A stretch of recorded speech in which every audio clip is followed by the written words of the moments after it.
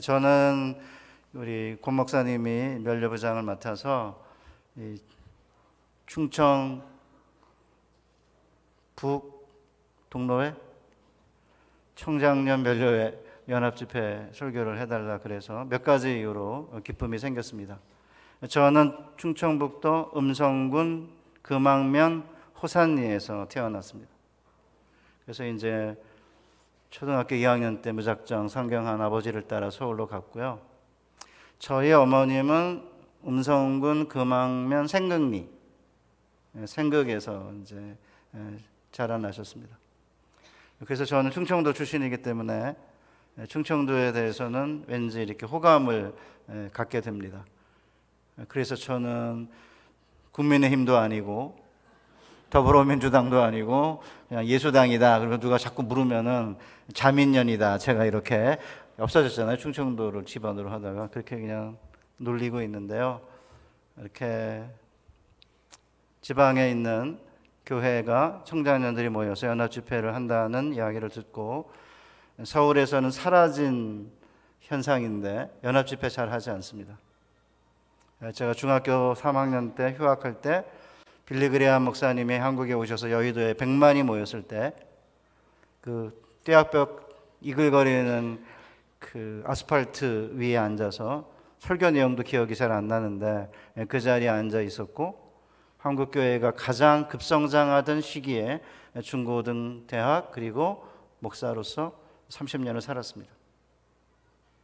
근데 서울에서는 이렇게 연합예배가 없는데 그래도 청장년 면류회가 이렇게 모여서 연합예배를 한다는 것이 기뻤고요. 제가 협동 목사로 있는 수영록교회는 오늘 4시에 부산에 있는 많은 교회와 연합해서 지금 10만 명이 해운대에 모여서 집회 기도회를 하고 있습니다. 10만 명이 모였는지 모르겠는데 오늘 아침 예배 들어보니까 10만 명이 목표라 그러더라고요. 그래서 이제 감사했고요. 또 이제 30년 신학교에 있다가 은퇴를 했습니다. 지난 2월에. 제일 기쁜 소식이 뭐냐면 아치제자가 담임이 됐다. 그런 소식을 들을 때고 더 기쁠 때는 실제로 목회하는 현장에 가서 직접 어떻게 목회하는지를 들을 때가 행복한데 그래도 이렇게 제천에 와서 또 후배 목사님도 계시지만 또 상당수가 제자 목사님인데 제자 목사님을 뵙게 된 것이 기쁨이었습니다. 그리고는 이제 우리 청장년 이 도대체 뭘 하는 데인지 면류회 수없이 많이 들었는데 그게 오늘 이제 와서 이렇게 설명을 들어보니까 칼빈주의, 개혁주의라고 하는 그런 신앙의 형태가 표방하는 모든 좋은 것을 다 담아놨더라고요. 제가 미국의 칼빈 신학교 출신인데 칼빈 신학교의 로고가 뭐냐면 이 하트 모양을 이렇게 손에 담아서 하나님께 드립니다. 진지하게 그리고 즉각적으로 이게 칼빈 신학교의 로고인데 뭐 보니까 비슷한 것 같아요. 주님께 내 마음을 드립니다. 주여 이거잖아요. 그럼 밑에 하나님 중심, 교회 중심, 말씀 중심. 오랜 동안 제가 합동 측에서 자라면서 들었던 모든 좋은 게 다 들어있는데 그런 걸 목표로 하는 면류회가 점차 이제 서울 지역에서는 점차 잘 안 모이는 것 같아요. 이렇게 모여서 좋고 앞에서 이렇게 찬양팀이 연합 찬양을 하는데 제가 이제 앉아있으니까 권 목사님이 연합 찬양대요 그러더라고요. 저도 그런 줄 알았어요. 왜냐하면 박수가 안 맞는 거예요. 제가 어디쯤 쳐야 되는지 모르겠는데 이쪽은 이렇게 치고 저쪽은 또 다르게 치고 다 이렇게 안 맞는 건데 어쨌든 안 맞지만 열정과 진지한 만큼은 그 어느 연합 찬양대보다 못지않아서 희망이 있다 그런 생각을 하게 됩니다. 우리 사랑하는 우리 면류회 우리 자매 형제 여러분, 제가 항상 자매를 먼저 이야기해요. 우리 어르신들은 오해하지 마시고 미국에서는 Ladies and Gentlemen, Boys and Girls 이래서 자매 형제, 그 다음에 소년, 소녀들 이렇게 항상 순서가 딱 정해져 있어요. 우리나라만 형제, 자매 이렇게 딱 고정돼가지고 안 바꾸는데 자매, 형제 이렇게 불러야 되고요. 또 제가 이제 그 목사님 보내준 걸 보니까 회장이 손혜진하고 비슷한데 와서 보니까 이쁜 것 같아요. 아, 여성의 회장이구나. 한국도 이제 정말 많이 변했다. 그런 느낌이 들었고요.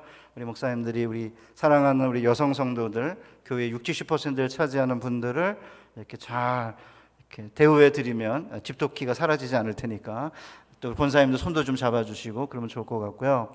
제가 이제 왜 이런 이야기를 하냐면 15살의 나이에 중학교를 돈이 없어서 못 다녔어요. 여기를 휴학을 하고 있었습니다. 오른쪽에 물이 들어와가지고 수영을 할 때 여기다가 이제 솜을 이렇게 집어넣고 물이 안 들어가게 했는데, 이게 이불솜을 집어넣어야 기름은 안 뺀 거기 때문에 물이 안 들어가는데, 약솜을 집어넣고 하다 보니까 물이 오히려 빨려 들어가서 오른쪽이 중이염이 생겼어요. 너무나 가난했기 때문에 학교를 휴학할 정도였으니까 사실은 병원은커녕 1원짜리 쥐똥 같은 약이 있었는데 그 약을 사용할 수가 살 수가 없어가지고 그냥 알았습니다. 너무너무 머리가 아픈 거예요. 막 이게 머리 전체가 막 우끈우끈하면서 막 여기 막 열이 나고 학교는 못 다니고 있었고요. 그 다음에 중이염은 아주 심해지고, 게다가 이제 고향에 왔으니까 솔직하게 말하면 저희 아버님이 가출을 해가지고 집에 안 계셨어요. 하여튼 속 더럽게 새겼는데 우리 아버님이.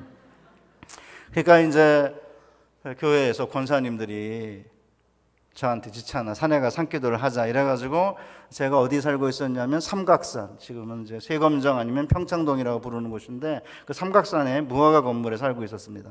그 삼각산을 권사님들과 이제 따라다니면서 기도를 했죠. 그게 이제 여러분이 잘 아는 계룡산, 용문산과 함께 한국의 3대 기도의 성산이에요. 그 산에 이제 올라가서 권사님들과 기도 아무리 해도 이제 잘 응답을 잘 안 하시고, 그래서 제가 하나님 살아계시느냐, 하나님을 향해서 살아계시면 좀 뭔가 보여달라, 이게 아우성을 쳤더니 하나님께서 이제 방언을 허락해 주셔가지고 중3 때부터 방언을 합니다. 한 번은 이런 얘기를 수업 시간에 하니까 끝나고 나서 한 자매가 저한테 와서, 목사님 저는 중2 때부터 하는데, 잘난 척 하던데 중3 때 하든 중2 때는 상관없어요. 그런 상황에서 이제 권사님들이 저한테 직방으로 응답받으려면 어떻게 해야 되느냐, 서원해라. 서원이 뭐예요? 하나님께서 이렇게 해주시면 제가 이렇게 무언가 드리겠나이다, 그거 아니에요? 복각시켜 주시고 아버지 돌아오게 해주시고 귀병 낫게 해주시면 제가 돈이 있으면 돈을 드리든지 밭이 있으면 밭을 드릴 텐데 아무것도 없으니까, 몸뚱아리밖에 없는 15살의 나이에 뭐가 있겠어요? 제가 목사 되겠습니다. 그래가지고 제가 권사님들 때문에 이 자리에 서 있는 거예요.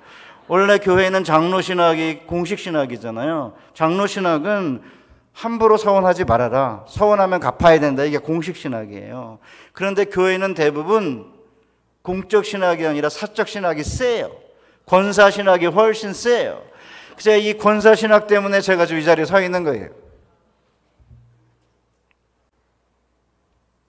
뭐 이렇게 설명하니까 이제 어디서 굴러먹다 뼈다군데 조금 이제 이해가 되시죠? 제가 이제 무슨 말씀을 드릴까 고민하다가 열매를 맺고 무엇이든지 원하는 대로 구하라, 이렇게 제목을 정했습니다. 왜냐하면 오늘 우리가 살고 있는 이 시대에서 무엇이 가장 위로가 되는 하나님의 말씀인가 라고 저에게 물으신다면, 저는 거의 주저하지 않고 요한복음 15장 7절의 말씀, 무엇이든지 원하는 대로 구하라 그리하면 이루리라는 약속의 말씀을 제가 항상 언급합니다. 아니, 무엇이든지 원하는 대로 주시겠다니 이보다 더 기분 좋은 약속, 힘이 되는 위로가 어디 있어요? 실제 그러나 우리 현실은 그렇지 않거든요. 그러니까 원하는 대로 주시기는커녕 오히려 원하는 걸 들어주지 않는 건 아닌가, 그런 느낌이 들고요. 그러다 보니까 이제 때로는 나는 이게 미운 오리 새끼 아닌가, 왜 내 기도는 응답하지 않나, 이제 그런 느낌 드시지 않습니까? 그러다 보니까 이 약속의 말씀을 심각하게 문자 그대로 안 받아들이고 있어요. 대부분의 많은 그리스도인들이 무엇이든지 원하는 대로 구하라 그리하면 이루리라는 약속의 말씀을 안 받아들이는 거죠. 왜냐하면 이런저런 기도해봤자 하나님이 응답하는 건 아니다, 뭐 이런 생각이 이제 깊이 깔려 있는 데다가, 또 심각한 게 뭐냐면 최근에 유튜브나 뭐 짤 이런 걸 보면 너무나 점잖고 너무 고상하며 점잖 빼는 그런 목사님들이나 아니면 그렇게 이야기하는 사람이 너무나 많아졌어요. 그러니까 뭐 기도는 어떻게 해야 되느냐, 주님의 뜻대로 기도해야만 하나님이 기도에 응답한다, 그런 얘기가 너무 많은 거예요. 진짜 고상하죠. 그럼 주님의 뜻이 뭐죠? 주님의 뜻이 뭔지 아십니까? 한번 찾아보세요. 제가 이제 한 7, 8년 전에 미국의 뉴저지라고, 뉴욕 옆에 있는 뉴저지라는 지역에 큰 교회 하나 집회하러 갔는데, 거기 이제 부목사님이 제 제자인데 저한테 뭔가 물어보는 거예요. 목사님, 집사님 중에 한 분이 아들이 공부를 잘해가지고 하버드 대학에 입학 원서를 냈는데 하버드 대학에 붙게 해달라고 기도해도 되나요? 라고 집사님이 묻는데 어떻게 해야 되죠? 하버드 대학에 가는 게 하나님의 뜻인가? 하나님의 뜻이에요? 그럼 하버드 대학에 가는 게 하나님의 뜻인지 아닌지 잘 모르고 기도해야 되는지 모르는데 하버드 대학에 입시 원서를 왜 내죠? 그러니까 너무나 고상 떨고 점잖 빼는 이런 설교들이 너무 많아가지고, 물론 주님의 뜻대로 기도해야죠. 당연하죠. 그런데 주님의 뜻대로 기도하지 않기 때문에 안 들어준다 이렇게 하니까 대부분의 많은 성도님들이 기도를 5분 이상 잘 못해요. 하나님의 나라와 그의 일을 구하라. 그거 한 기도 한번 5분 해보세요. 뭐 할 게 뭐가 있나? 목사님 위해서 기도하시겠습니까? 안 하잖아요. 솔직하게. 하세요? 권사님들은 하시겠지. 기도 시간은 때워야 되고 기도할 거리 있다 떨어지고 그러면 목사를 위해서 기도하겠죠. 의대 증원 때문에 심각하게 지금 난리가 났지만 목회자 후보생들이 급감하는 것도 아주 심각합니다. 사실은요. 앞으로는 목회자 못 구할 겁니다. 여러분들의 자녀를 키울 목회자가 없습니다. 뭐 의사만 중요한 게 아닙니다. 저는 그렇게 생각을 합니다. 그러니까 사실은 무엇이든지 원하는 대로 구하라, 그리하면 이루리라고 주님이 그러셨으면 그 약속을 딱 붙잡고 무엇이든지 구하면 되는 거예요.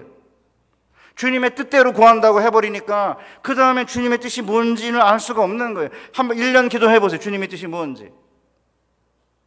제가 이제 대학 때 저의 복학생 형님이 한 분 계셨는데, 뭔가 이렇게 굉장히 고상하게 이렇게 설교하시는 아주 탁월한 천재도 아니고 귀한 천재라고 부르는 그런 분의 교회를 다니고 계셨어요. 그분이. 근데 저는 이제 유학을 가려고 마음을 먹고, 유학을 하는 게 인간적으로 약간 욕심이 들어가 있다고 하더라도 하다가 하나님이 막으면 아니라고 생각하고 방향을 돌릴 수 있으니까 유학을 계획하고 유학 준비를 하고 있었습니다. 근데 그 형님은 유학을 하고 싶은데 하나님의 뜻대로 해야 된다는 생각을 가지고, 그 목사님이 52주짜리인가 1년짜리 테이프가 있대요. 주님의 뜻을 발견하는 법. 그게 52주. 1년 자기가 듣고 결정하겠다 그러더라고요. 1년이 지났습니다. 만났습니다. 형님 어떻게 하나님의 뜻을 발견했습니까? 52주 거 들었는데 아직도 모르겠다. 하나님의 뜻대로 구해야만 들어주시고 하나님의 뜻대로 구하지 않으면 안 들어주십니까? 진짜? 여러분이 여태까지 응답받은 건 하나님의 뜻대로 구한 거예요?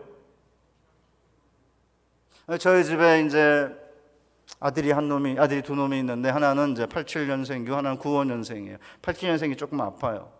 95년생 제 아들이 대학과 대학원을 졸업한 다음에 형을 데리고 유럽에 있는 그 손흥민이 있는 토트넘 가서 그 축구 경기를 보는 게 자기 꿈이라고 그러는 거예요. 그 대학원을 졸업하자마자 제가 돈 들여가지고, 아니 1등하면 장학금 받고 등록금 안 낼 텐데, 뭐 죽어라고 안 해가지고, 뭐 죽어라고 자기는 한다고 했지만 장학금 조금밖에 안 받고 다 내 돈으로 이제 대학원을 졸업을 하고, 갑자기 2월 달에 형을 데리고 이제 영국에 가야 된다는 거예요. 포르투갈이랑 뭐 메시인가 누구 본다고, 손흥민이랑. 누구 돈으로? 아빠 돈으로. 제 뜻이 아니에요. 제 뜻은 안 가는 거예요. 그냥 텔레비 보면 되고 왜 갑니까? 그런데 형 데리고 내가 이번에 키가 이제 직장 들어가면 시간이 없으니까 나 가야겠다. 돈 달라. 아주 당당해요. 그거 줬어 보냈어요. 뭐가 걔 내 뜻은 장학금 받는, 공부 열심히 해서 1등 해갖고 장학금 받는 거고요. 그런데 안 가고 돈 벌어가지고 그럼 직장 들어간 다음에 돈 벌어 쌓아가지고 장가 가는 거예요. 자기 힘으로. 하는 집 보니까 이제 내 돈으로 장가 가려고 그런 것 같아요. 지금 하는 집 보니까. 그럼 여러분 저는 보세요. 우리 하나님께서 우리에게 이런 약속을 주실 때에는 하나님의 뜻대로 해야 된다 이렇게 하는 거를, 물론 맞아요. 하나님 뜻대로 구해야죠. 당연하죠. 하나님의 나라와 그의 의도 구해야죠. 당연하죠. 그러나 우리가 그 수준에 도달할 때까지 아무것도 구하지 않으면 그 다음에 어떻게 하나님의 뜻을 알죠? 분명히 우리 아빠는 무모하다고, 제 아내가 또 여보 그냥 그 둘이 간다는데 당신 그렇게 옹색하게 굴지 말고 왜 이렇게 간장종지야 마음이, 좀 뒤에서 도와줘 이렇게 하잖아요. 옆에서 아내들은. 여자니까, 자기 돈 아니니까. 그럼 또 하잖아요. 그러면 이제 나는 그좀 그렇게 좀 안 했으면 좋겠는데 내 뜻은 그게 아닌데, 그렇게 해주니까 또 아버지하고 자녀 간에 또 그런 또 정도 생기는 거고, 아빠가 또 이렇게 해주네.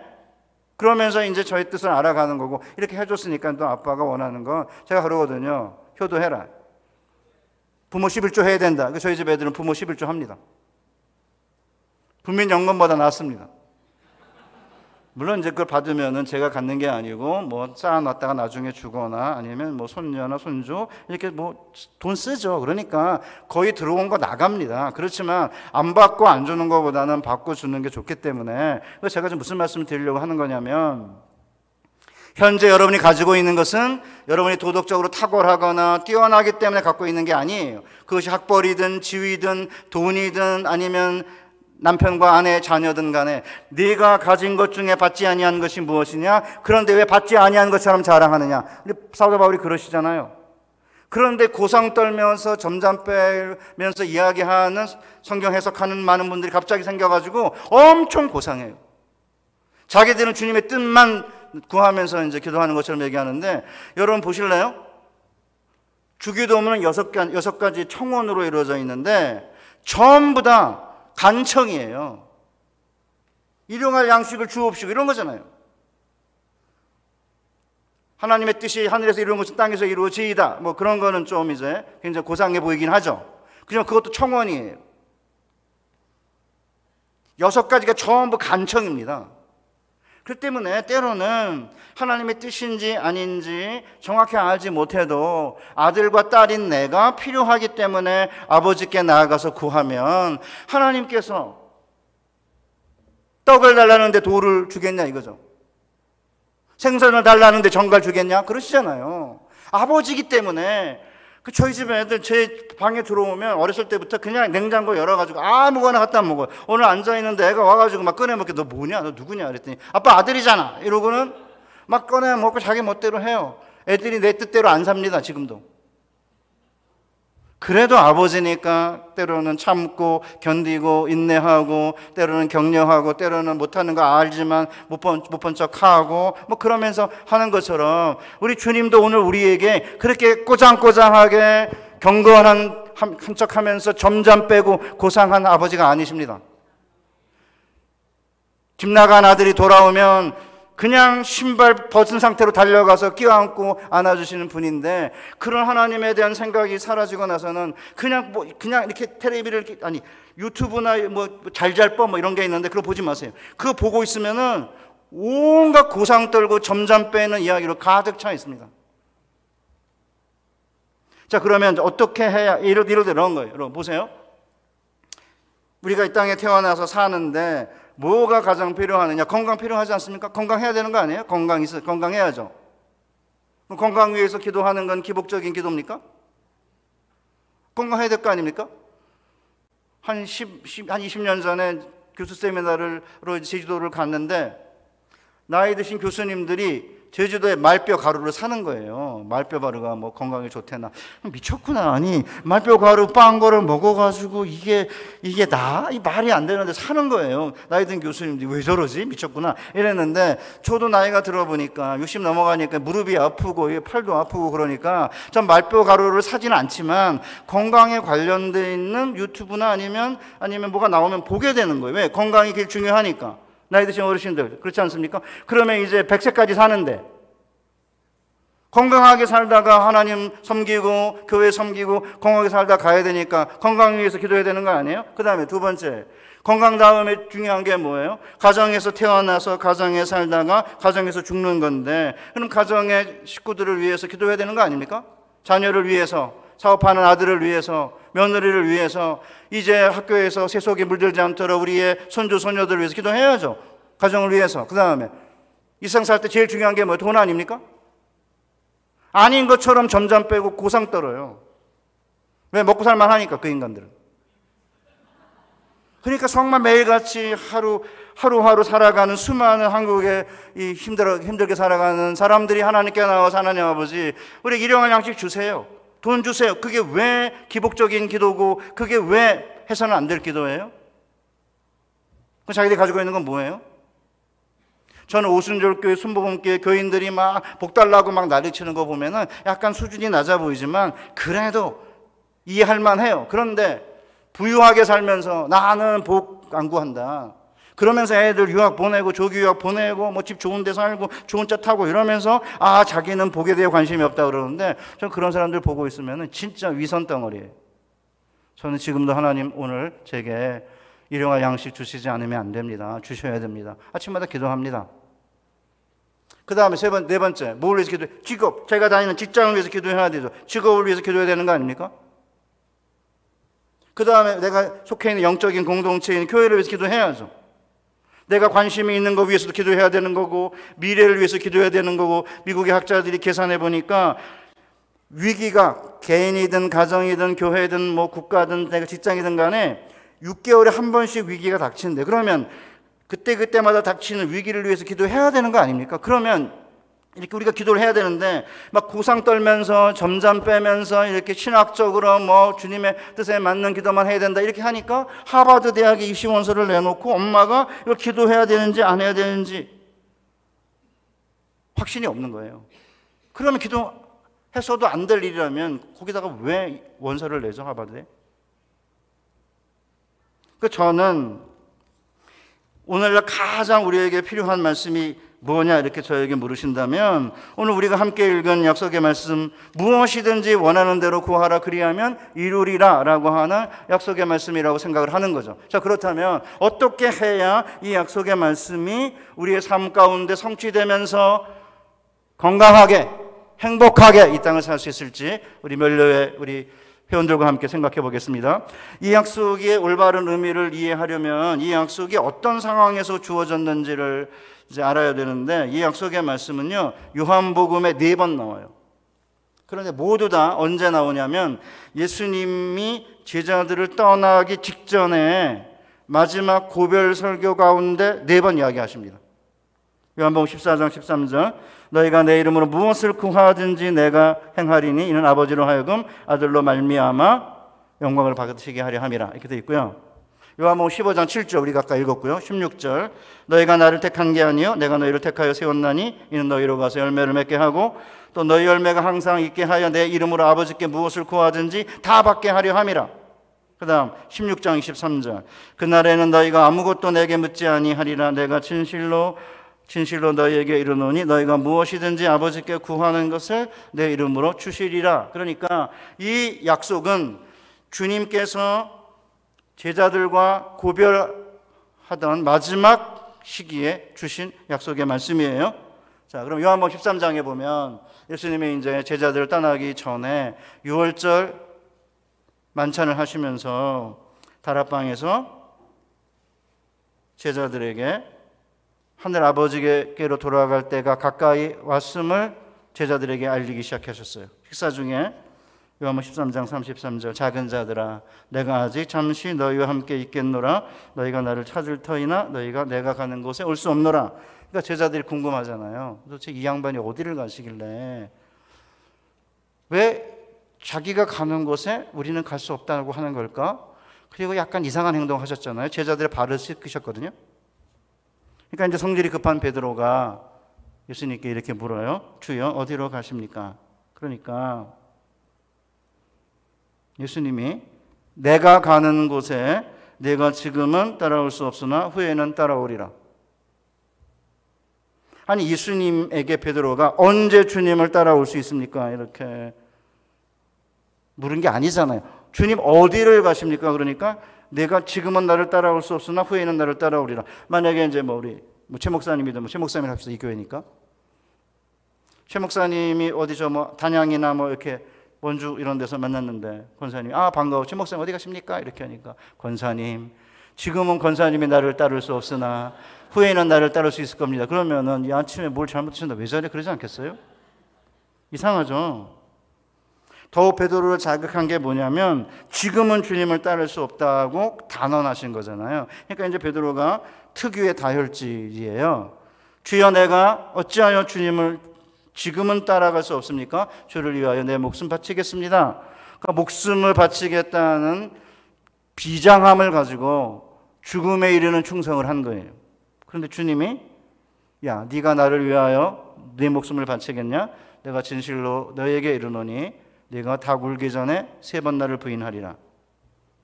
완전히 찬물을 끼얹은 거죠. 그러니까 이제 베드로가 뒤로 물러났어요. 그러니까 이제 베드로가 원래 던졌던 질문에 답을 하기 시작하신 거죠. 내가 너희를 위하여 요한복음 14장 2절이에요. 거처를 예비하러 가노니 가서 너희를 위하여 거처를 예비하면 내가 다시 와서 내가 너희를 위하여 내게로 영접하여 나 있는 곳에 너희도 있게 하리라. 내가 가는 곳에 그 길을 너희가 알리라. 그러니까 아주 애매모호하게 거처를 마련하러 간다. 아버지 집에 거처가 많으니까 나중에 와서 내가 너희를 나 있는 곳을 영접하게 되면 그때 가서야 내가 가는 곳이 어디고 가는 길이 무엇인지 알게 될 거다. 이야기를 하신 거죠. 아니 가는 곳을 알아야 길을 아는 거 아니에요? 제가 여기 이제 오면서 우선 이제 제자교회를 먼저 갔는데 물론 이제 내비를 가지고 이렇게 오지만 그래도 대충 어디쯤인지 지도를 보고 이쯤이구나. 왜 영동고속도로를 타고 왜 중앙고속도로를 타라고 할까? 중부고속도로 타라가 이렇게 올 수는 없나? 이러면서 제가 지도를 봤거든요. 그러니까 가는 곳을 알아야 길을 아는 거 아니에요? 그러니까 이제 의심이 있으면 참지 못하는 인간이 하나 있어요. 도마예요. 도마가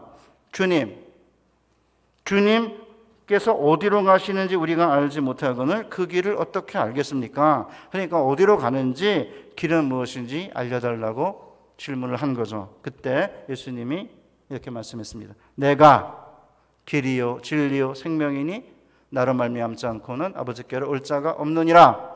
너무나 많이 들었기 때문에 우리는 아무런 의심도 없이 이 말씀 진짜 대단하다 이렇게 생각하지만 왜냐하면 우리가 예수님의 가시는 곳과 길이 무엇인지 우리가 알고 있기 때문에 그렇게 생각하지만 예수님의 제자들은 이게 알래야 알 수 없는 말씀 아니에요. 불과 일주일도 안 된 종료주일날 예수님이 예루살렘에 입성하니까 수많은 무리가 나와서 호산나 이스라엘의 왕이여 라고 환영하면서 박수 쳤잖아요. 그러면 로마 군대 다 몰아내고 천군천사 동원해서 이제 왕이 되시면 오른편 왼편에 앉을 거라고 잔뜩 기대하고 있는데 도대체 이 양반 어디를 가시길래 우리가 가지 못한다고 하는 걸까? 이해가 안 되지 않습니까?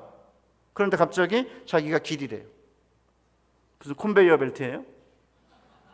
그러니까 사실 예수님의 말씀은 예수님의 제자들에게 이해가 되지 않는 거죠. 오늘 우리도 마찬가지 아닙니까? 우리 사랑하는 멸류회 회원 여러분, 성도 여러분, 주님이 우리를 끌고 어디를 가시는지, 주님이 우리를 끌고 가시는 길은 어딘지 때로는 모를 때가 많죠. 주님 이 정도밖에 교회를 부흥을 못 시키시나? 나타나셔가지고 신유의 은사도 주시고 목회자들에게 말씀을 전하면 회개가 일어나고 그러면 수많은 사람이 몰려올 텐데 왜 그 정도밖에 못하지? 그런 느낌 안 드십니까? 주님이 우리가 사업을 하거나 그러면 대박 터뜨리게 해주시고 그 다음에 식당 열면 구름 같은 손님이 몰려오게 하셔야지 뭐 하시는 건가? 그런 느낌 드시지 않아요? 저도 마찬가지죠. 왜 15살의 나이에 인생 포기각서를 쓰고 목사가 되게 했을까? 여기 앉아 계신 목사님도 대부분 그렇지만 제정신 가지고 목사하는 사람이 어디 있습니까? 제정신 가지고는 목사 안 합니다. 뭐가 좋다고 하겠습니까? 이 일을 대접받는다고요? 옛날엔 대접받으셨는지 모르겠는데 옛날에는 존중과 사랑을 받았죠. 근데 요새는 그냥 유튜브나 짤 보면 아주 난리예요. 한국교회 희망이 없대는 등. 한국교회 희망이 왜 없습니까? 여기 지금 이렇게 앉아 계신 제천에만도 이렇게 열심히 주님을 섬기는 하나님의 백성이 있고, 교회가 있고, 주일마다 말씀을 전하고 성찬을 집행하는 교육자들이 있고, 하나님이 살아계시고 하나님 우리에게 말씀을 주셨는데 왜 희망이 없어요? 입만 열면 희망이 없다는 거예요. 전 희망이 있다고 생각합니다. 왜요? 내가 잘나서 아니고 하나님이 살아계시고 하나님 우리에게 말씀을 주셨고 그 말씀을 순종하는 하나님의 백성들이 있고 그 백성들이 주일마다 모이고 그들에게 말씀을 전하는 목회자가 있기 때문에 한국교회 희망이 있는 거죠. 한국교회 어떤 분들은 목사가 문제라고 하도 막 그래가지고 제가 확 열받아가지고 귀국을 93년에 했는데요. 한 1000명 나오는 교회인데 어떤 집사님이 제가 신학교 선생이라고 그러니까 요새 신학교 가는 애들은 신학대학 가는 애들은 수능 성적이 별로 안 좋고 신학대학원 가는 사람들을 보니까 대학이 별로 안 좋고 그러는 거예요. 그래서 제가 참았어요. 그냥 처음이니까. 충청북도 음성에 양반 출신 경순왕의 계린군파 39대 손이기 때문에 참았는데 몇 달 지났는데 또 똑같은 얘기를 하시는 거예요. 저한테. 안수 집사님이신데 제가 딱 정색했습니다. 집사님 죄송한데 목사님, 집사님의 자녀 가운데 제일 똑똑한 아들 신학교 보내셨습니까? 안 보냈대요. 본인도 안 하시고 제일 똑똑한 애들 신학교 안 보내시고 남이야 가든 말든 무슨 상관이십니까? 그럼 본인이 하셔야죠. 그 다음부터 제 곁에 안 옵니다. 자기들은 돈 많이 버는 직업, 애들은 돈 많이 번다는 사자 들어간 그런 직업 하는 거 원하고 그런 거 시키면서 자녀를 한 명도 주님께 바친 적이 없는 사람이 이렇게 말하면 목사만 바치냐 그런데 아니 목사만 바치라는 게 아니라 목사도 바치라 이 말이에요. 안 하려고 그러지 말고 한 명쯤은 최소한. 우리 집에 애가 셋인데 막내 녀석 목사 만들려고 지금 협박하고 아주 난리치고 있어요. 그러니까 사실은 예수님이 우리를 끌고 어디를 가시는지 예수님이 가시는 길은 무엇인지 때로 우리는 알지 못해요. 제자들은 더 심각했죠. 도대체 이 양반이 어디를 가시냐. 제자들과 옥신각신할 수가 없는 거예요. 그래가지고 이제 겟세마네 동산으로 가셔야 되기 때문에 다락방에서 나와가지고 겟세마네 동산에 가셔서 거기서 기도하시다가 유다의 배반에 팔려가지고 로마 군대와 성전 수비대에게 이끌려서 가야바 대제사장에게 또 그다음 빌라도에게 신문 받고 그 다음에 십자가에 달려 돌아가시게 되는 그 중간에 그러니까 겟세마네 동산에 가기 전까지 다락방에서 나와서 그 중간에 이 약속의 말씀을 하신 거예요. 나는 포도나무고 너희는 가지인데 포도나무가 가지에 붙어 있으면 이 사람은 열매를 맺는다. 그리고 너희가 내 안에 거하고 내 말이 너희 안에 거하면 무엇이든지 원하는 대로 구하라. 그리하면 이루리라고 약속하신 거예요. 너희가 지금 당장은 내가 어디로 가는지 몰라도 내가 가는 길이 어딘지 몰라도 상관없다 이거죠. 주님이 포도나무고 우리가 가지로서 줄기에 붙어 있기만 하면 열매를 맺게 되는 거고 그렇게 되면 무엇이든지 원하는 대로 구하면 들어주시겠다고 약속을 하시는 거죠. 근데 왜 그러면 우리가 기도해도 응답을 받지 못하느냐? 조건이 하나 있어요. 제가 금방 이야기를 했는데 너희가 내 안에 거하고 내 말이 너희 안에 거하면 무엇이든지 원하는 대로 구하라 그리하면 이루리라잖아요. 그런데 5절에 보면 그가 내 안에 내가 그 안에 있으면 이 사람은 열매를 많이 맺나니 그러니까 내 말이 너희 안에 거하고 너희가 내 안에 거하면 무엇이든지 구하라 그리하면 이루리라고 하신 약속의 말씀은 그가 내 안에 내가 그 안에 거하면 사람이 열매를 많이 맺는다 했기 때문에 열매를 맺는다면 열매를 맺었다면 계속해서 앞으로 열매를 맺기 위해서라면 무엇이든지 원하는 대로 구하면 들어주시겠다는 거죠. 그러니까 왜 기도해도 응답을 받지 못하느냐? 열매가 없기 때문인 거죠. 열매를 맺기 위해서 기도하는 게 아니니까. 그러니까 사도 바울이 야고보 사도가 구하여도 받지 못함은 정욕으로 쓰려고 잘못 구함이라고 한 거죠. 그렇기 때문에 우리가 주님 안에서 주님 안에 거하고 주님의 말씀이 우리 안에 거하면서 열매를 맺으면 그러면 원하는 게 무엇이든지 들어주시겠다는 거예요. 건강 달라면 건강 주시겠다는 거. 재물 달라 그러면 재물 주시겠다는 것이죠. 지위 달라 그러면 지위 주시겠다는 거예요. 옛날에는 목사님들이 이런 이야기를 아주 강단 있게 하셨는데 갈수록 사회가 이상해지면서 유튜브에서 온갖 요상한 소리 하면서 그런 설교하면 기복적인 설교다 이래가지고 교회에서 복이 사라졌어요. 그리고는 밖에서는 사방팔방 복이잖아요. 돈 벌어야 복이고 지위가 높아지고 사방팔방 복 얘기하는데 교회 안에서 복 이야기를 안 하니까 그 다음에 우리 젊은 청년들이 교회를 떠나는 거죠. 그래서 제가 청년 집회 가면 청년들에게 하나님 앞에서 열매 맺으면 하나님이 직장 주신다 걱정하지 마라. 하나님 집 주실 거다. 하나님이 배우자 주신다. 건강 주실 거다. 걱정하지 마라. 이러면 아이들이 금방 바뀌어요. 한 3주, 한 3번, 4번 연속 설교한 교회가 있었는데 맨 마지막에 청년이 저보고 사진 찍지. 왜 그런지 아십니까? 하나님의 나라, 하나님의 의를 추상적으로 너무 많이 이야기를 하게 되면요. 청년들이 교회에 오면 그럼 어떻게 하라는 거냐? 방법이 없는 거예요. 차라리 목사님들이 목표를 정해놓고 예를 들어서 일천번제 이런 거. 합동측교회는 일천번제 이런 거 잘 안 하거든요. 물론 이제 제천의 목사님들 하실지 모르지만 저도 일천번제 옛날에는 뭐 1,000원씩 드리면 100만 원인데 100만 원 한꺼번에 드리면 되지 왜 1,000원씩 왜 1,000번을 드리느냐. 그랬었어요. 옛날에는. 뭘 몰랐죠. 젊어서는. 명성교회 말도 많고 탈도 많잖아요. 일천번제 하는 사람이 35,000명이에요. 몇 년 걸리냐? 4년 걸린다 그래요. 그러면 목표를 정해놓고 하나님께 나와서 기도를 하게 되면요. 처음에는 기복적으로 기도하고 처음에 하나님의 나라 그 일을 구하지 않고 자기 욕심대로 구하다가 계속 기도를 하게 되면 변화가 있는 건데 일천번째 기도 그런 필요 없다 그러고 그런 건 기복적인 기도라고 기도를 안 하잖아요. 개뿔 일주일에 10분 기도해요. 식사 기도가 5분이고 나머지 5분은 식사 기도 합쳐서 5분 할 거예요. 7분? 언제 목사님 위해서 기도하고 언제 교회 위해서 기도하겠어요? 자기를 위해서 기도 안 하는데?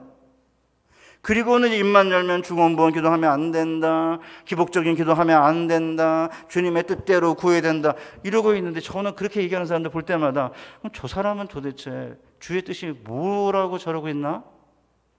먹고 살만하고 등 떠쓰고 배부르니까. 주로 교수 장로들 이런 사람들이 그래요. 또 이렇게 폼 잡는 사람들. 지금 현장은 난리인데 지금 여러분 그렇지 않아요? 당장 돈도 있어야 되고 당장 애들 뭐 이렇게 좀 서포트 해줘야 되는데 해줄 거는 없고 결혼도 시켜야 되고 애들 직장도 얻어야 되고 이제 100세까지 산다는데 몸은 아프고 은퇴하고 나면 연금이 별로 안 되는데 어떻게 살 것인가. 아주 심각한 이런 상황 앞에서 하나님 앞에 나아가서 하나님께서 구하라 그리하면 이루어주신다고 했으니까 구하라 그러면 주실 것이고 찾아라 그러면 찾아낼 것이고 문을 두드리라 그러면 열릴 것이다. 이런 마음을 가지고 매월 화수목금 이렇게 4번 50주 하면은 얼마예요? 200번 돼요. 하루 더 하면 월화수목하고 금 4년 정도 걸린다 그래요. 자, 그러면 어떻게 해야 되느냐? 열매가 있어야 되잖아요. 그러면 열매를 맺을 때 열매를 맺기 위해서라면 주시겠다는 건데 그러면 열매를 맺는 이유가 기도 응답을 받기 위해서냐? 아니에요. 하나님이 우리를 택한 목적이 열매를 맺는 거예요. 그래서 16절에 보면 너희가 나를 택한 게 아니요 내가 너희를 택하여 세웠나니 이는 너희로 가서 열매를 맺게 하고 또 너희 열매가 항상 있게 하여 내 이름으로 아버지께 무엇을 구하든지 다 받게 하려 함이라. 그러니까 열매를 맺는 것은 하나님이 우리를 택한 목적인 거죠. 그러니까 하나님은 우리를 택하셨어요. 우리가 택한 게 아니에요. 왜요? 가서 열매를 맺으라고. 그리고 항상 열매가 있게 되면 내 이름으로 무엇이든지 구하면 아버지께 구하면 다 받게 된다. 주님이 15장 16절에서 또 한 번 반복하신 거죠. 자, 그러면 열매를 맺는 게 뭐예요? 전 진짜 정말 창피한 일인데요. 초등학교 2학년 때 무작정 상경한 아버지를 따라서 서울에 갔기 때문에 열매를 맺는다는 게 뭔지 잘 몰랐어요. 그러니까 보통 열매를 맺는다 그러면 성령의 9가지 열매, 그러니까 나를 위한 열매, 그런 생각을 많이 한 거죠. 저도 목사이지만. 그러다가 한 10여 년 전에 이제 아파트를 팔고 그리고 이제 학교 근처 양지 용인이죠, 용인시 처인구에 이렇게 시골에 이렇게 전원 주택을 하나 이제 샀어요. 전원주택단지에 있는 집이 아니고 그냥 전원에 있는 주택이에요. 지금도 뭐 이장입니다. 뭐 어르신들 뭐 이렇게 뭐 점심 뭐 식사 대접합니다. 이런 게 나오는 그런 곳입니다. 그런데 이제 거기에 먼저 살던 이제 그 할머니 할아버지가 교회 다니신 분들인데 유실수를 많이 심어놨어요. 복숭아, 보리수, 그 다음에 이제 복분자, 딸기 뭐 이런 것들 잔뜩 심어놨는데 첫 해는 별로 몰랐어요. 둘째부터 셋째 한 2년 지나면서 이 복분자가 이게 초록색으로 돼 있다가 7월 1일쯤 되니까 까맣게 되더라고요. 남자들에게 좋대잖아요. 그래서 그거를 따먹기 시작하면서 너무 열매를 맺는 게 행복한 거예요. 그래서 제 정원에 있는 열매 안 맺는 것들은 꼴보기 싫은 거예요. 전나무, 소나무, 뭐 개나리 이런 애들 다 꼴보기 싫고 이렇게 열매 맺는 게 얼마나 이게 예쁘고 행복한지 그때 제가 뭐를 느꼈냐면 열매는 자기가 먹는 게 아니라 남을 위해서 맺고 주인을 위해서 맺는 거구나 라는 사실을 그때 처음 깨달았어요. 그리고 나서 이제 요한복음을 보니까 요한복음 안에 열매를 맺는다는 게 사실은 열매가 10번 나와요. 요한복음 15장에만 8번 나옵니다. 4장 36절에서 이미 추수할 때가 되어 추수꾼이 영생에 이르는 열매를 모으고 있다고 할 때 한 번 나와요. 그러니까 9번 나오는 열매가 누구를 위한 열매인지가 잘 몰라요. 그런데 요한복음 12장 24절에 보면 진짜 놀랍게도 내가 진실로 진실로 너희에게 이르노니 한 알의 밀이 땅에 떨어져 죽지 아니하면 한 알 그대로 있고 죽으면 많은 열매를 맺느니라. 그러니까 9번은 정확히 이 열매가 누구를 위한 열매인지가 안 나오는데 딱 한 번, 여러분 밀알이 땅에 떨어져 죽지 아니하면 자기를 위해서 안 죽은 거잖아요. 하나 그대로 있지만 죽으면 나는 죽는 거죠. 내가 죽으면 뭐예요? 많은 열매를 맺어서 다른 사람에게 유익하고 교회를 위한 열매, 주님을 위한 열매, 남을 위한 열매를 말하죠. 그러니까 사도 바울이 내 안에는 죽음이 역사하고 너희 안에는 생명이 역사한다 그러잖아요. 그러니까 바울이 고통과 시련과 고난을 당하면서 죽음을 경험하게 되면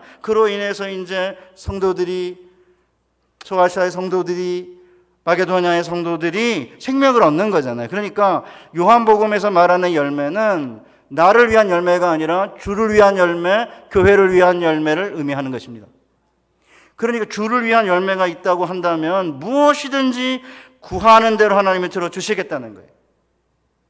지금부터 한 3, 4년 전에 한 제자가 저에게 결혼줄에 서달라고 그러더라고요. 아버지가 대령이고 어머니가 전도사님이신데 제가 결혼식 주례를 서려면 이제 신랑 신부 만나야 되잖아요. 신부를 데려오라 그래가지고 분당에서 식사를 했는데 뭐 이렇게 부장한 자매였습니다. 제가 이 자매를 아내로 선택한 결정적인 이유가 뭐냐 물었습니다.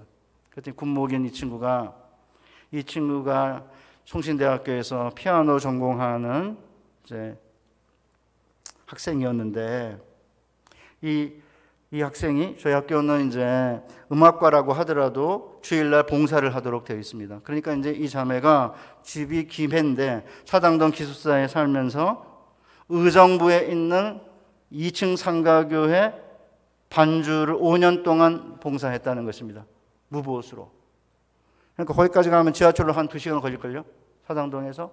그러니까 이제 그 교회에 목사님하고 사모님이 5년 동안 무보수로 반주하는 모습을 보고 방학 동안에 아버지 집에 놀러 갔다가도 반주해야 된다는 일념으로 김포공항까지 와가지고는 또 지하철 타고 의정부 와가지고 반주로 봉사하는 걸 보고는 이 자매를 신실한 자매라고 생각을 한 거죠. 그래가지고 이 정 목사에게 소개를 한 거고 이 정 목사도 그 얘기를 딱 듣는 순간에 이 자매다. 네, 아내감이다. 이래가지고 결혼을 하기로 결정했다 하더라고요. 제가 보니까 그 자매 열매가 있어요. 열매가 있으니까 배우자 달라고 기도할 때 들어주시는 거 아니에요? 열매가 있어야죠. 우리 총장님 별로에 다 결혼하셨어요? 아쉬운데 뭐 괜찮아요. 뭐 밑에 있는 아이들 그렇게 키우면 되니까. 제가 그 철거민촌에서 자랐거든요. 신월동.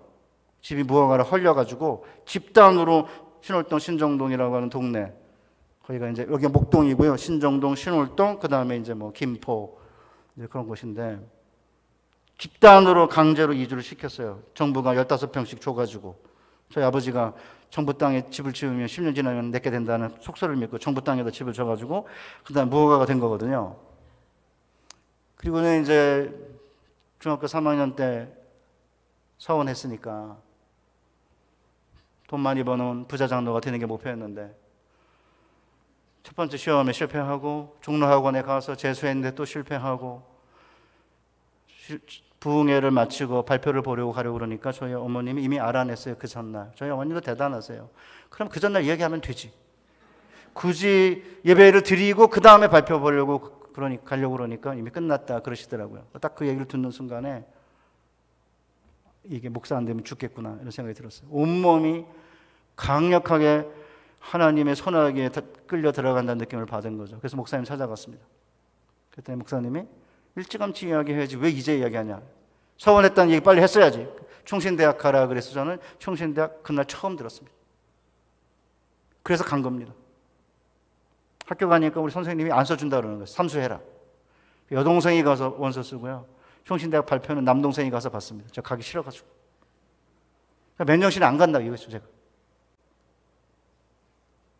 뭔 얘기하다가 지금. 그래가지고 이제 대학에 들어가서 이제 한 1년 지나니까 목사님이 야 밖에서 전도사원 뭐하냐 네가 해라 이래가지고 천막교회 군용천막교회죠. 대학은 저 혼자 다니고 다 가난한 철거민 사람들이니까. 그러니까 이제 사찰 집사님 있을 수가 없잖아요. 천막이 무슨 사찰이 필요하겠습니까? 저보고 방학 되면 지키라는 거예요. 천막을 밤에. 캄캄한 밤에 마이크랑 앰프 지켰습니다. 한 1년 지킨 것 같아요. 저는 그때 내가 왜 이 미친 짓을 해야 되나 그런 생각하지 않았습니다. 70년대만 하더라도 목사님은 거의 하나님과 방불 했기 때문에 목사님이 뭔가 시키면 순종했죠. 지금은 뭐 목사님이 옆집 아저씨같이 들 보일지 모르지만 그때만 하더라도 목사님은 화장실 가나 뭐 이런 걸 고민할 정도로 그때는 이제 목사님 그러면 뭔가 달라져. 진짜입니다. 저희 70년대는 그랬습니다. 가난하고 하시는 사례도 제대로 못 받는 목사님들이었지만 그때는 정말 목회할 만한 거죠. 사랑과 존중과 존경을 받았으니까. 지금은 사례도 안 주고 많이 존경도 안 하고 진짜 힘들어졌어요. 물론 이제 충분히 주시겠지만 성도들이 또 하나님의 제가 그래요. 제자들한테 하나님이 주실 거니 걱정하지 마라. 안 주면 굶어라 그랬습니다. 제가. 삐 이렇게 마르면 하나님 너 왜 그러냐? 그럼 그때 일러라. 뭐가 걱정? 목사들은요 하나님 먹이세요. 제가 여러분에게 얘기하는 건 잘해라 그런 얘기하는 게 아닙니다. 여러분 잘 아시는 대로 사르밧 과부가 엘리야가 끝내는 누구 때문에 생계를 유지해요? 이스라엘 백성들이 아닙니다. 까마귀에게 사실은 고기를 통해 가지고 생계를 유지했던 엘리야는 이방 땅 시돈 땅 사르밧 과부에 의해서 생계를 유지해요. 그래서 제가 제자들에게 뭐라고 말하냐면 성도님들 똑같이 말합니다. 교회를 위해 헌금하느냐? 아닙니다. 하지 마세요. 교회 위해서. 하나님 위해서 합니까? 안 합니다. 하나님을 위해서 하는 게 아니에요. 여러분을 위해서 하는 거지. 안 하면 어떻게 하느냐? 이방인들을 동원하세요. 무시무시한 얘기입니다, 이게. 그러니까 예수님이 가버나움에 가서 이렇게 말씀을 전하는데 그 동네 사람들이 안 믿으니까 뭐라고 말해요? 수많은 과부가 있었지만 이스라엘에 하나님이 선택해서 엘리야에게 생명을 연장시키도록 한 자가 누구냐? 누가 은혜를 받았냐? 사르밧 과부예요. 수많은 나병 환자가 있었지만 그 누구도 은혜를 받지 못했는데 이방의 장군이 하나님의 살아계심을 경험하고 이적을 경험했다. 그러니까 이제 다 빡쳐가지고 예수님을 죽이려고 그냥 절벽으로 밀어 넣으려고 그런 거 아닙니까? 똑같아요. 정신 차려야 돼요. 그냥 유튜브만 열어놓으면 뭐 목사님들이 탐욕이고 교회가 탐욕이니까 뭐 부동산 살려고 그러고 그 다음에 이제 코로나 때 왜 모으려고 그러냐 헌금 때문에 모으려고 그런다 그러고 입만 대면 아는 유명한 장로님이 나와가지고 뭐 교회가 헌금 때문에 코로나 시대에 모으려고 그런다는데 사실 그런 게 아니겠지만 아니 그런 말 하지 말아야죠. 그 앞에 잔뜩 늘어놓고는 그렇게 믿게 만들고는 아니겠지만 그러면서 모이면 안 된다고. 진짜 그분들 제가 너무 심하게 말씀하는 게 아니고요. 먹고 살만하니까 함부로 그런 말 하는 거고요. 하나님의 교회는 하나님이 먹이고 하나님이 입히시고요. 하나님의 백성들이 동원되지 않으면 하나님의 이방인을 사용하셔서 저 이방인들이 돕는 목사님 봤습니다. 시간 많이 갔네. 그러니까 성도님들은 목회자들을 존중하고 목회자들이 그 일을 위해서 사실은 택함을 받아서 바울과 바나바가 주 예수 그리스도의 이름을 위하여 자기 생명을 아끼지 아니하는 자라고 했는데 그게 아니고요. 직역하면 주 예수 그리스도 이름을 위하여 자기 생명을 넘겨준 자입니다. 그러니까 목회자는 하나님의 말씀을 전하고 하나님의 말씀을 지키기 위해 하나님의 말씀을 전하는 일에 있어서는 자기 생명을 넘겨준 자들인 거고, 생명을 넘겨준 자들이 말씀을 전하고 성찬을 집행할 때, 하나님의 말씀을 선포할 때 성도님들은 그 말씀을 붙잡고 하나님의 말씀으로 받아들여서 하나님의 말씀에 따라 순종하게 되면 하나님께서 은혜를 베풀어 주시는 거고, 그때로는 우리의 기도 안에 사실은 약간의 어리석음도 있고 인간의 욕심도 들을 수 있지만 열매가 있으니까, 열매가 있다고 한다면, 열매를 맺기 위해서라고 한다면 내가 무엇이니 다 들어주시겠다는 거예요. 제가 그래서 이제 2층 군용 텐트 안에서 밤에 앰프하고 마이크를 지켰는데 그때는 그냥 시키는 대로 한 거예요. 그런데 나중에 보니까 제가 미국에서 2년, 네덜란드 3년 반, 5년 반 유학을 마치고 돌아와서 36살의 나이에 제가 나왔던 학교의 모교의 선생이 된 거예요. 나중에 보니까 하나님이 그때 제가 무엇을 했는지 열매를 보신 것 같아요. 그래서 제가 일 안 하지 않고 공부만 할 수 있게 해주십시오 해가지고 미국에서 2년, 그 다음 네덜란드 3년 반 동안 교회에서 이렇게 목사로 섬기지 않고 대부분 장학금을 받았어요. 제가 잘해서 그런 게 아니고요. 열매가 있으니까. 천막에서 한번 밤에 햇볕 받아가지고 엄청 뜨거워요. 그 앰프를 왜 지켜야 되는지 모르겠어요. 비싼 앰프도 아닌데. 마이크랑 앰프 그 지킨 거죠.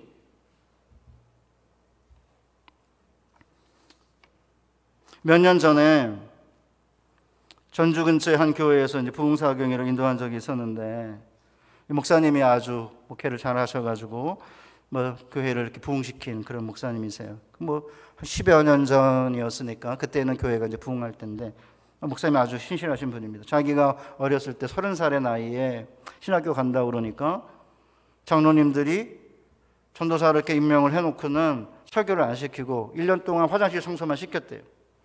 그리고 나서는 1년 지나서 설교시킬 줄 알았더니 그 다음 신발장 정리만 6개월 시켰다고 그러더라고요. 그리고 나서는 1년 반이 되니까 장로님들이 불러서 이제 갔더니 장로님들이 자기들을 위해서 기도해달라 이렇게 하시고는, 아니 아버님 또래고 어렸을 때 주일학교 시절에 선생님이셨는데 뭘 그 기도를 내가 하냐 그러고 거부하니까 그냥 해라. 그래서 하니까 우리가 어느 교회를 소개시켜 놨으니까 거기 가라. 그래가지고 이제 거기서 전도사를 했다고 그러더라고요. 그러면서 이제 장로님들 이야기를 저에게 해 주었는데 제가 그대로 인용하겠습니다.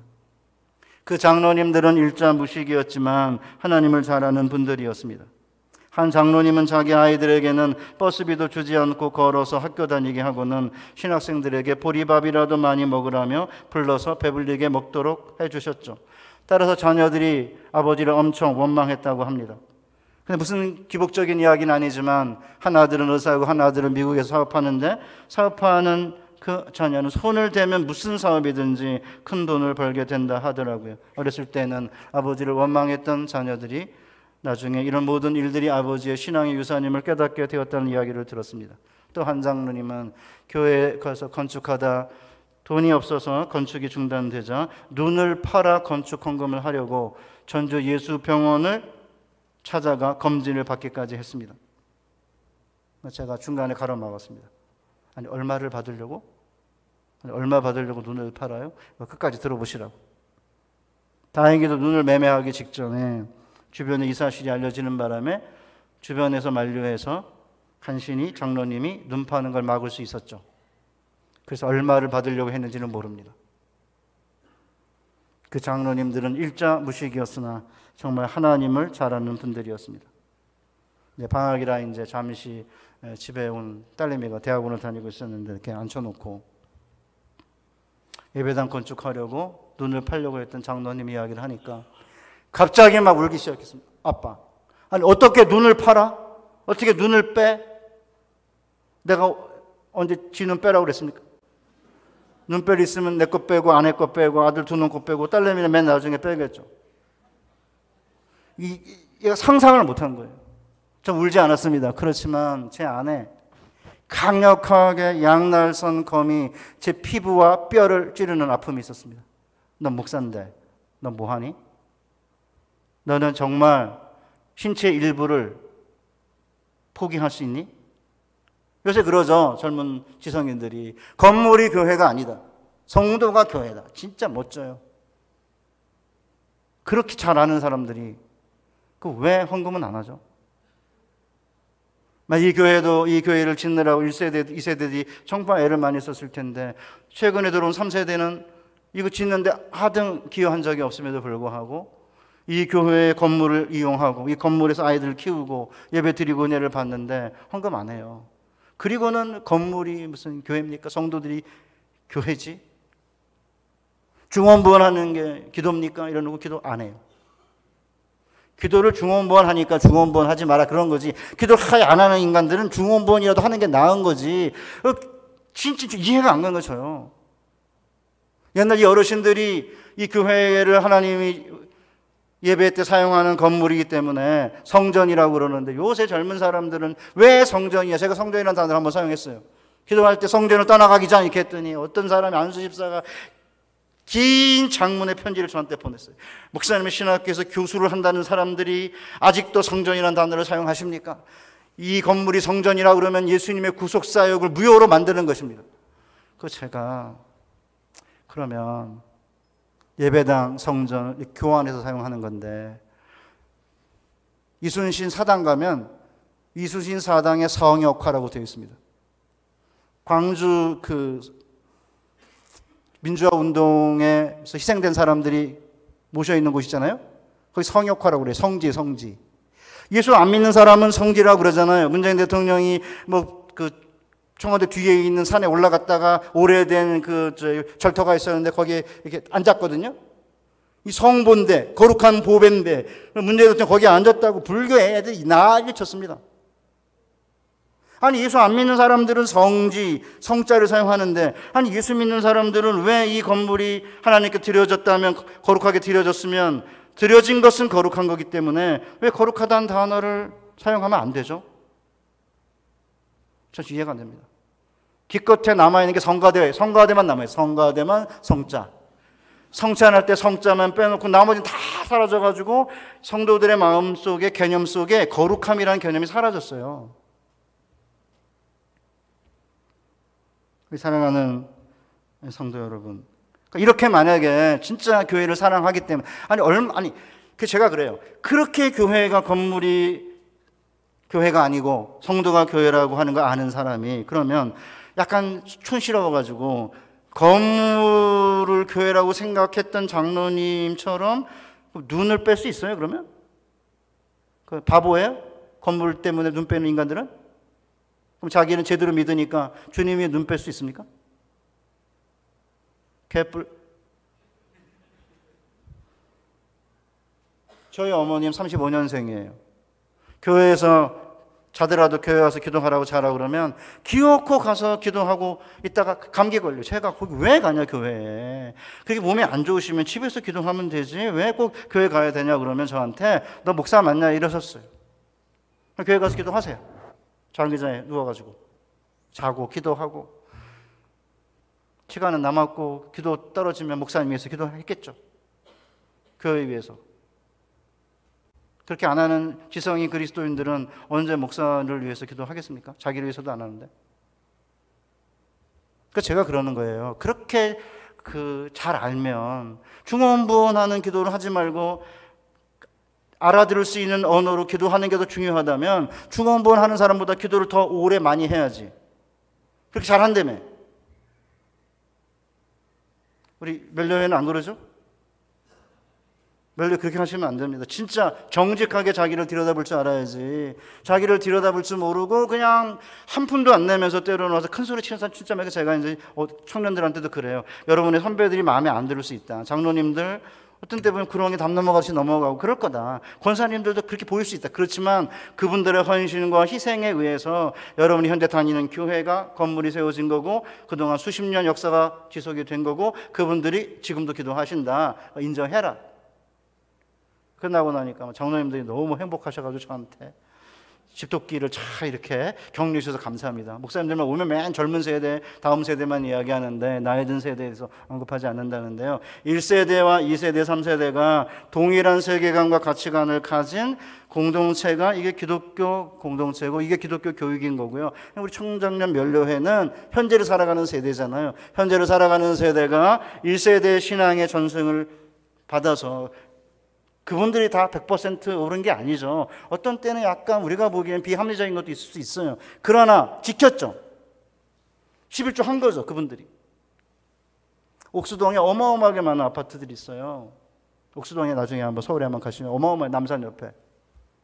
거기 이제 교회 초빙받아 설교 나고 나니까 목사님이 저한테 김 목사님, 여기 아파트에 들어온 30대의 부부의 남편의 직업은 대기업 대리입니다.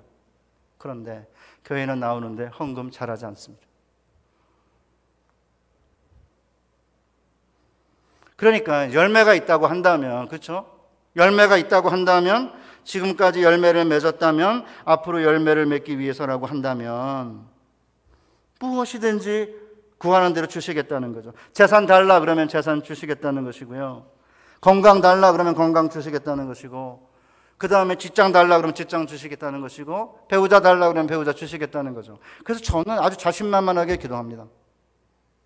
하나님 아버지, 제가 열매를 맺게 해주시고 여태까지 맺게 해주셨는데 앞으로도 열매를 맺으려고 하니까 하나님 아버지, 제게 이거 주세요 이렇게 기도해요. 제 아내는 한술 더 떠요. 제 사위 녀석이 병원에 오퍼라이를 했는데 한 10년쯤 전에 미달되게 해 주십시오 이렇게 기도를 한 거예요. 그래서 제가 심하다. 뭐 미달되게 해달라고 기도하냐. 목사니까 저는 실력으로 정정당당하게 이렇게 붙게 해 주십시오 이렇게 했어요. 근데 사모는, 아내를 사모라고 말하면 웃기지만 어쨌든 제 아내는 여자니까 아주 심플하게 하나님 아버지 미달되게 해주세요. 그랬더니 미달이 났어요. 그래서 됐어요. 기도하면 우연한 일도 일어난다. 기도하지 않으면 우연한 일도 일어나지 않는다. 그러니까 사실은 미달되게 해달라고 기도해서 됐는지 안 되는지 몰라요. 약간 유치하죠. 제 안에 유치합니다. 저는 멋있습니다. 하나님 정정당당하게 실력으로 들어가게 주시옵소서. 오케이. 약간 좀 춘실어 보이든 좀 잘난 척하든 뭐 그리 대단하죠? 속 안에는 하나님을 향한 강렬한 어떤 그 사랑과 이런 것도 있지만 하나님 내게 필요한 게 있으니까, 제 딸내미 이야기 이제 하면서 이제 마치려고 그러는데, 저희 딸내미가 이제 그 대학교 다닐 때인데, 그 전에 고등학교 이제 졸업하고 재수할 때 얘기합니다. 제가 이제 애들과 함께 이렇게 앉아가지고 가정 예배를 드리면 하나님 아버지, 우리 딸내미 공부한 것만큼 성적 나오게 주옵소서 이렇게 기도를 했어요. 3년 내내 공부한 것만큼 성적 나오게 이렇게 기도를 했는데 이제 재수하게 됐어요.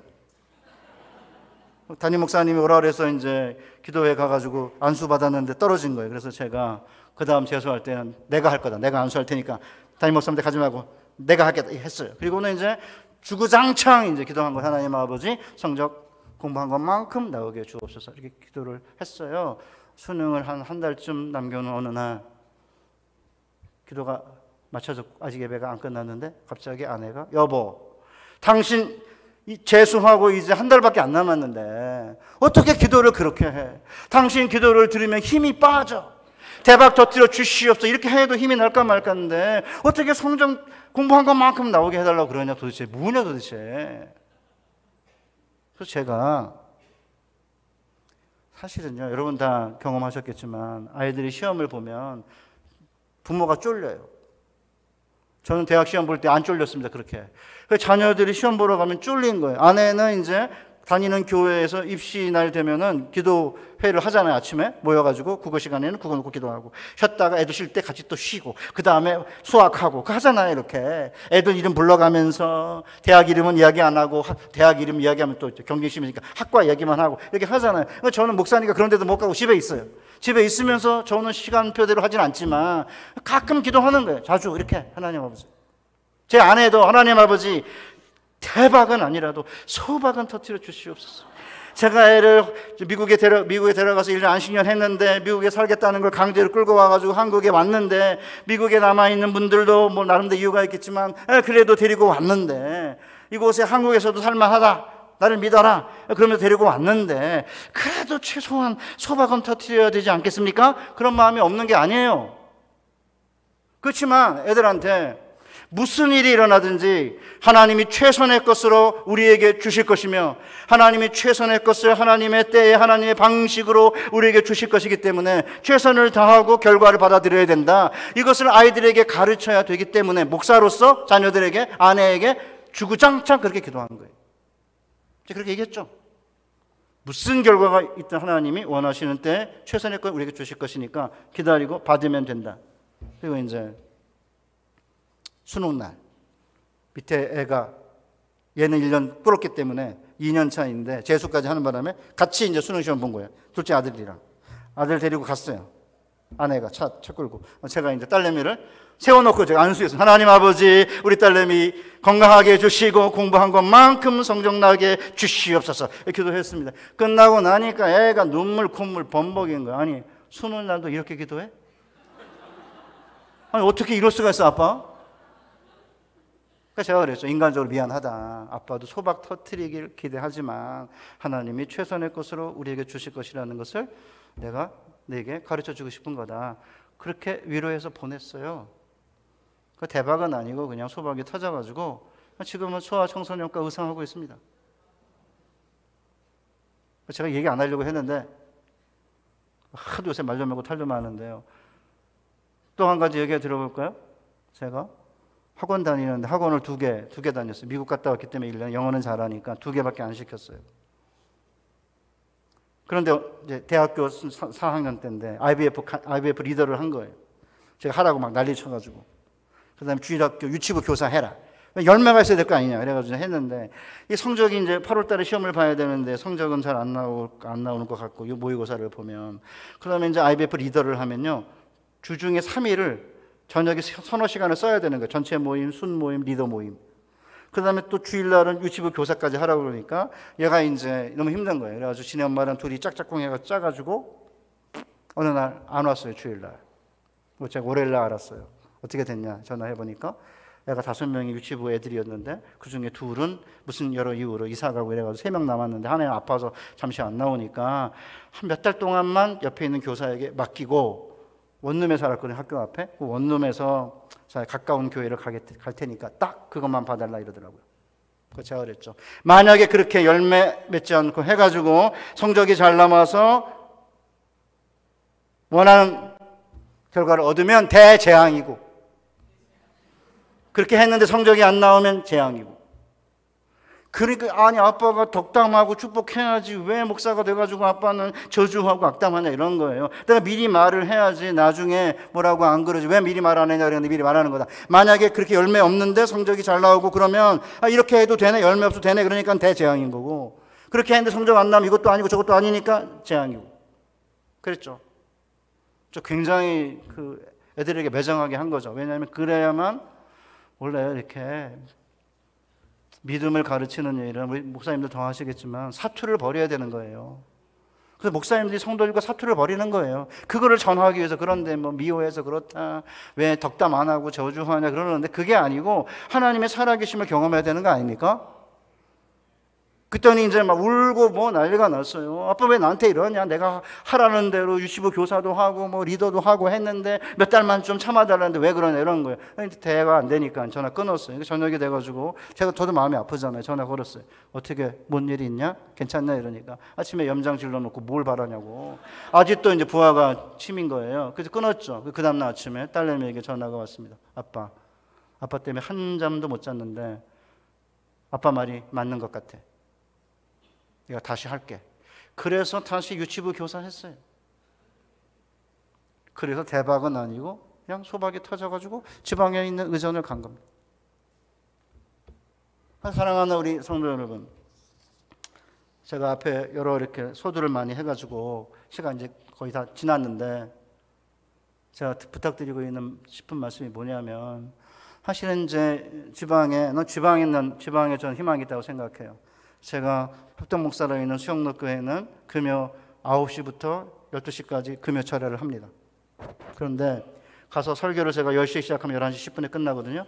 2층에 이렇게 한 200명 정도 중고등부들이 앉아 있습니다. 걔네들이 설교 끝나면 나와서 강대상을 둘러싸고 기도해야 합니다. 통성기도 합니다.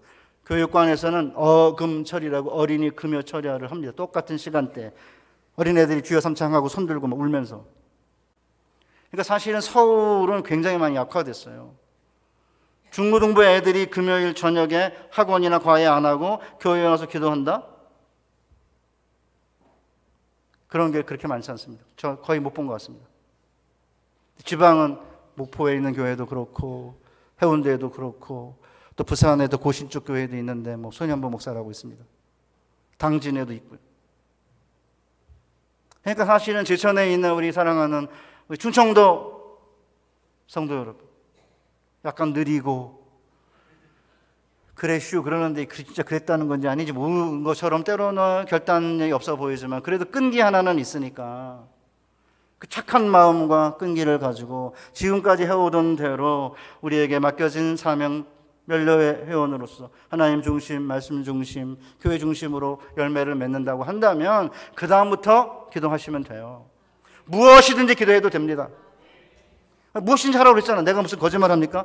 고상 빼고 점잠 빼고 고상스럽게 저는 하나님의 나라와 그 일을 구해야 된다, 그 주님의 뜻대로 해야 된다, 저 그렇게 안 하잖아요. 열매를 맺으면 하나님 열매 맺었습니다. 돈 필요합니다. 그러면 하나님 열매 있으니까 돈 주실 거 아닙니까? 돈을 줘도 헛되이 쓰지 않고 열매를 맺게 쓸 테니까 돈 주시는 거 아니에요? 건강 열매 맺으니까 건강 달라 그러니까 오케이 내가 그럼 주겠다. 왜냐하면 우리를 택한 것은 가서 열매를 맺게 하는 거고 열매 맺게 하기 위해서 끝내는 아버지께 무엇을 구하든지 들어주신다 그런 거 아닙니까? 마지막으로 그러면 어거스틴이 뭐라고 말했냐면, 어거스틴 진짜 대가인데요, 하나님을 사랑하라 그리고 원하는 것은 무엇이든지 하라고 했습니다. 하나님을 사랑한다고 한다면 무슨 일을 하든지 큰 잘못은 저지르지 않을 것이라고 본 거고, 그래서 그리스도인들은 담대한 거예요. 하나님을 사랑하니까. 우리 집 애들도 마찬가지입니다. 아빠의 아들이니까 조금 잘못해도 아주 당당해요. 성적 엉망으로 가지고 오면 어떤 때만 야단치면 내가 뭘 잘못했냐, 나도 공부 잘하고 싶은데 성적이 안 나오는 걸 어떻게 하느냐, 엄마가 시키는 대로 학원 갔고 한 달 만에 학원 바꾸라면 바꿨고 나 나름대로 하려고 그러는데 나보고 어떡하라고 그래, 막 울고 난리치면은 맞는 얘기잖아요. 쟤도 성적 잘 나고 싶었겠죠. 근데 약간 머리가 돌대가리거나 아니면은 좀 뭐 이해가 잘 안 되거나 그래서 그렇게 된 걸 어떻게 하겠어. 공부하고 싶은 마음이 그렇게 많은 게 아니니까. 저는 가난했으니까 공부밖에 방법이 없었죠. 그런데 우리 집 애들은 뭐 등록금 아빠가 내줄 텐데 왜 죽어라고 공부하겠어요? 나 같아도 안 하지. 다 해주는데. 연애도 하고 놀고 농구도 하고 축구도 해야죠. 여러분 너무나 잘 아는 그 조지 뮬러 이야기하면서 제 설교를 마치겠습니다. 조지 뮬러가 5만 번 이상 기도응답을 받은 사람 아니에요? 1835년에 할레대학을 졸업한 다음에 선교사로 영국에 건너가서 2,000명이 넘는 고아들 양육하기 시작해가지고 1898년 3월 10일 93세 일기로 소천할 때까지 15만 명의 고아들에게 사랑을 베푼 고아의 아버지입니다. 그가 처음으로 고아원 사역을 시작할 때 준비한 건 선물 받은 접시 3개, 쟁반 28개, 물병 하나, 컵 하나, 소금병 받침대 3개, 칼 4개, 포크 4개, 채소 깎는 강판 하나밖에 없었지만 수많은 15만 명의 고아들을 먹여 살리는데 단 한 번도 정부나 부자의 도움을 받은 적이 없다고 합니다. 1857년 11월에 이렇게 일기에 고백합니다. 나는 오늘 400명의 새 고아들을 수용할 새 고아원을 개원하였다. 이것은 내게 굉장히 귀중한 일이다. 왜냐하면 매일 7년 동안 기도를 드린 후에 얻은 것이기 때문이다. 이러한 축복은 결코 우연하게 찾아온 게 아니라 온전한 믿음을 가지고 오직 하나님의 때를 기다려온 결과이다. 그리고 나서는 이렇게 고백했습니다. 가난하기 짝이 없는 내가 누구에게도 도움을 청하지 않고 오직 기도와 믿음으로 고아원을 설립해 이끌어 간다면 주님의 은총에 힘입어 아직 회심하지 않은 이들의 양심에 거룩한 역사의 실체를 보여주는 증거를 제시할 수 있을 것이다. 게다가 하나님의 자녀들에게는 신앙을 굳세게 하는 도구가 될 수 있다. 이것이 고아원을 세우려는 가장 큰 목적이다. 이 사역의 가장 큰 목표는 나를 비롯하여 나와 함께 일하는 이들이 누군가의 도움을 구하지 않고 오직 기도와 믿음만으로 아이들의 필요를 채우시는 하나님을 경험하고 이를 통해 그분이 여전히 신실하게 우리의 기도를 들어준다는 사실을 널리 알리는 데 있다. 그럼 어떻게 해야 그러면 열매를 맺느냐? 우리 주님이 설명하셨어요. 내 말이 너희 안에 거하면 되고 그 다음에 너희가 서로 사랑하면 된다. 그러니까 뭐라고 하셨어요? 친구를 위해 목숨을 버리는 사랑보다 더 큰 사랑이 없다고 그랬잖아요. 그러니까 결론이에요. 우리 주님이 제자들을 놓고 이제 아버지께로 돌아갈 때가 되었을 때 주님 가시는 곳을 알아야 그 길이 무엇인지 알 수 있지 않습니까? 라고 물었을 때 내가 곧 길이요 진리요 생명이니 나로 말미암지 않고는 아버지께로 올 자가 없다고 하지 않았어요? 뭐가 하나님이 우리 주님이 가시는 거예요? 주님은 아버지의 아들로 하늘에 계시다가 이 땅에 오셨어요. 이 땅에 오셔서 친구를 위해 목숨을 버리는 사랑으로 십자가 위에서 죽으시고 사흘 만에 부활하셔서 우리의 길과 생명과 부활이 되어주신 거죠. 그러니까 하나님의 말씀을 전적으로 순종하며 하나님을 사랑하고 우리를 사랑하면서 끝내는 자기 목숨을 우리를 위해 내어주시는 미랄처럼 죽으시고 부활하셔서 하늘 보좌로 가셔서 거기서 우리를 위해 기다리고 계신 거 아니에요? 그러니까 제자들이 가시는 곳을 알아야 그 길을 아는 거 아닙니까? 라고 했을 때 내가 곧 길이요 진리요 생명이니 나로 말미암지 않고는 아버지께로 올 자가 없느니라 한 것은 나중에 제자들이 볼 때 아 이게 주님이 가시는 곳이고 이게 주님이 가시는 길이구나라는 사실을 뒤늦게 깨달은 거예요. 우리 다 각자 가는 길이 조금씩 다르지만 큰 길은 똑같아요. 뭐죠? 우리 주님은 본받아서 각자 자기 십자가를 지고 주님의 뒤를 따르는 거죠. 줄기에 우리가 붙어 있으면서 하나님의 말씀 따라서 하나님의 말씀에 순종하며 열매를 맺으면서 우리에게 주어진 매일매일의 삶을 우리를 부인하고 십자가를 지고 주님을 따르면서 우리 이웃을 사랑하고 교회를 사랑하고 주님과 교회를 위한 열매가 있다고 한다면 하나님께 다 들어주신다고 했으니까 그렇게 줄기가 가지가 줄기에 붙어서 그렇게 말씀대로 순종하며 이웃을 사랑하고 살아간다고 한다면 하나님께서 우리에게 기도에 필요한 모든 것 다 들어주실 것이고 그리고 끝내는 우리가 주님의 뒤를 따라서 끝내 도착하는 곳은 하늘 본향이 되는 것입니다. 그렇기 때문에 지금 뭐 불교든 무슨 가톨릭이든 뭐 이렇게 기독교든 가는 길은 똑같다 이러고 앉아가지고 목사가 스님과 신부랑 같이 앉아가지고 이렇게 수다 떠는 거 보고 있으면 진짜 빡칩니다. 그리스도 예수 외에는 구원할 또 다른 이름을 우리에게 주신 일이 없어요. 그렇기 때문에 예수 믿는 우리 특별 청년년, 우리 멜로, 우리 젊은 우리 자매 형제들은 이 말씀을 굳게 딱 붙잡고 걱정하지 말아요. 괜찮아요. 우리가 줄기에 붙어 있기만 하면 열매 맺을 수 있습니다. 열매 맺는다고 한다면 무엇이든지 구하는 대로 주실 것이에요. 지금 당장 안 주시라도 1년, 2년, 3년 기도하면 하나님께서 우리의 자녀들을 우리가 원하는 것 이상으로 하나님께서 사용하실 것이고 우리의 자녀들에게 필요한 걸 채워주실 것이고 우리의 기도에 응답하신 하나님을 경험하게 되면 때로는 욕심으로 구한 것 같은데 하나님이 들어주시는 거죠. 그렇게 원하냐? 하나님 안 들어주시겠습니까? 그런데 사실은 내가 주긴 줬는데 좀 정신 차려라. 그러지 않으시겠어요? 아브라함이 부자가 되거든요. 애굽에 내려가서 바로에게 어마어마하게 많은 재물과 그리고 종들을 얻었어요. 왜요? 아내가 엄청 예쁘거든요. 아내를 누이라고 거짓말을 할 수밖에 없었어요. 많은 분들이 아브라함이 거짓말한 걸 가지고 맹렬하게 비난하는데 물론 잘한 것은 아니지만 여러분 남편이나 아내가 너무 예뻐가지고 나를 죽이고 데려갈 만큼 아름다운 미모의 아내가 아니니까 걱정 안 하는 거지. 진짜 아내가 그렇게 예쁘면요, 애굽에 내려갔을 때 바로가 예쁜 여자 데려다가 자기 아내 사람 죽이거든요. 그러면 거짓말 안 하겠습니까? 아내를 누이라고 했기 때문에. 아브라함이 왜 부자가 됐냐 이러면 첫째, 아내가 미모이기 때문에. 둘째, 거짓말했기 때문에. 농담 삼아 이렇게 말합니다. 무슨 얘기냐면요, 우리가 가진 재물, 지위, 명예, 재산, 내가 잘나서 도덕적으로 탁월하기 때문에 주신 게 아니에요. 어떤 때 보면 거짓말도 좀 하고 무서워서 우연히 땅 사는데 올라가고 갑이. 우리의 어리석음과 때로는 우리의 연약함에도 불구하고 하나님께서 우리를 그의 자녀로 삼아서 복이 되게 하기 위해 열방에 우리에게 때로 복을 주시는 거기 때문에 겸손해야 돼요. 그리고 하나님 감사합니다. 내가 그만큼 받을 만한 가치와 공로가 없는데 내게 이런 걸 주셔서 감사합니다. 겸손하게 여기고 다른 사람을 섬기고 다른 사람을 위해 열매를 맺으면 하나님이 잘했다. 5달란트 받은 자에게 5달란트를 더 주시고 2달란트 받은 자에게 2달란트를 더 주신 것처럼 하나님께서 우리에게 더 많은 기회, 더 많은 영향력, 더 많은 선한 결과를 우리에게 주실 것입니다.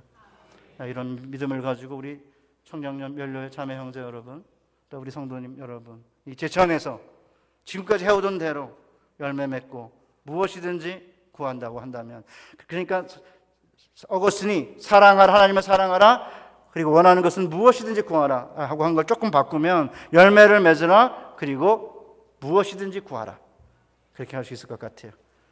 앞으로 이렇게 멋지게 살아가면서 열매 맺고 응답받는 복된 성도님들, 멸류의 자매 형제 여러분 되시기를 주님의 이름으로 축복합니다. 아멘. 감사합니다.